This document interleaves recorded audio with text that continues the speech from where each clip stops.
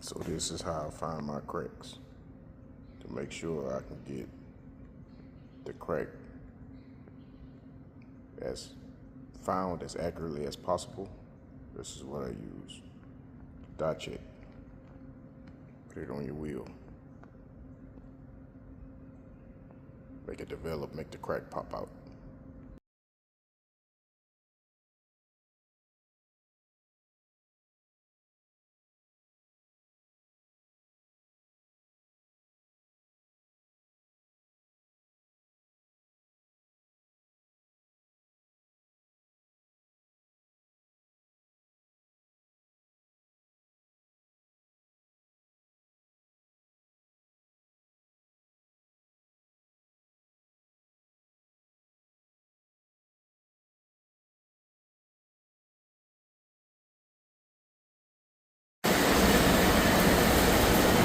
So what do we have here today?